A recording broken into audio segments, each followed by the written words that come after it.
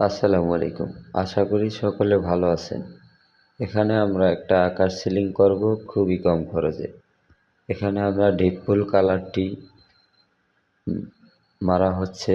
এখানে সম্পূর্ণ মারা হলে এটা কিছুক্ষণের জন্য শুকানোর পরে আমরা স্প্রেগুলো মারব। দেখেন আমরা এখানে স্প্রেগুলো মারতেছি যেন মেঘের ভাবটা দেখা যায়, এই জন্য আমরা মেঘের ছাপ্পাটা দিয়ে নিচ্ছি।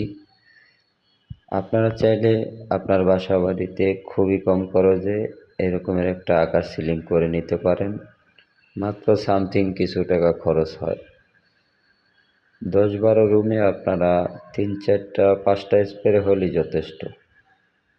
দেখেন মেঘের ভাবগুলো মোবাইলের চেয়ে বাস্তবে আরও ভালো দেখা যায়। যেহেতু আমার ক্যামেরার ফোনটি বেশি একটা ভালো না, এজন্য হয়তোবা বেশি একটা ভালো দেখা যাচ্ছে না।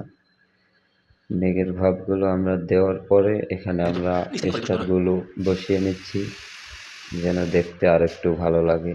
স্টারের পর একটু ফোঁটা দিয়ে দিচ্ছি যেন আর একটু লুক চেঞ্জ হয়।